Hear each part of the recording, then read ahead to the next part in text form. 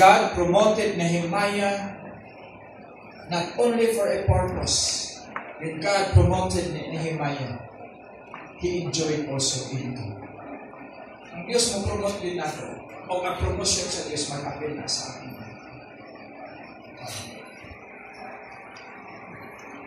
Ngayon ko, nag-pastor ko diri, pastor ko sa kanila, concern man ang Diyos sa akong income. Karoon na mag-director ko sa IGBI, din ang concern ang Diyos sa akong income. Ay, butang ko diha, napod ko yung income. Self-awareness. Be aware also of your income. Be aware of your influence. Be aware of your identity. Nehemiah is ambitious for God. Ngayon sa nilunod kayo ni natin ang vision. Tanaw ang vision ni Nehemiah. Nehemiah asked leave from his job to go to Jerusalem and rebuild the temple. It was an ambition. Anong may kong ambition ng Exxon? Biyaan niya ang iyang trabaho. Bato siya sa Jerusalem for a purpose, to rebuild the temple. Anong tawag ng ambition, Pastor? Yes. Huwag na si Nehemiah ambitious. Baligtan niya ang hari na tao. Kaya iyang ipaminaw ang tawag sa iyang tinuod na hari sa iyang pinatuloy. Be ambitious to the pencil for the pencil. Kung naman tayo mga pangandoy, naman tayo mga plano, mga Excel, ayaw yung ilihis ikan sa Ginoo.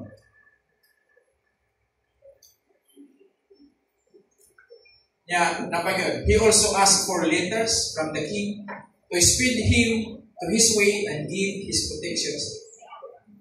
King, dinalian na ang iyahin. Mas may track na doon ay sulat passport. Walay magbabagbag na. Tagaan siya sa hari. Tagaan siya og letter.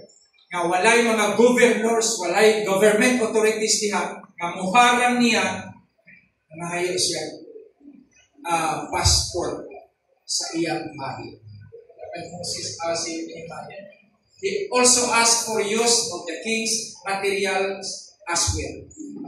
Pagsugod sa hari, si Nehemiah ingon siya, tinahalan din po patinis. Ang himo sa hari, iyang isulatan, ang head sa DENR, sa forestry, dito sa Samaria, to provide all the material things needed by Nehemiah. May isang kung dili na mag-ambition, bisan sa mga putang.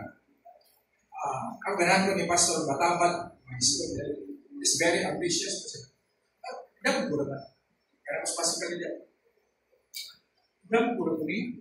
Ang dito, kung ka manisipin. Kusis ko kami simbahan kailan ko oran. Wow. Mayag din namin.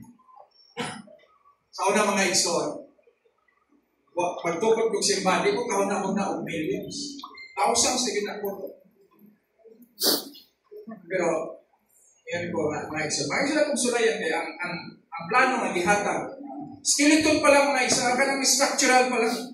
3 million na. Pagpahimo na ako sa architect dito. Sa apply ko na ako sa skeletal pa niya. 3 million. Iwan na ko yung bro? Ha? Ha? 3 million? Nakuratan sila mga iso. Ngayon lang po, what's the difference about thousands and millions sa Diyos? Pero kung ang Diyos maghatag ng thousands, di siya kahatag ng millions. Masulay ko ng millions. Bahit na mas pastor kanili niya sa among delegation sa building. Ibon si kanili, bilagyo na hulot ng buildings. 2.7 million. 2.7 million. Abi na po pastor, kadili na namo makabot. Kaya din may naaral. Kita mga ikson, murag mo, short circuit ang atong pagtuo kung binanggo ng mga butang.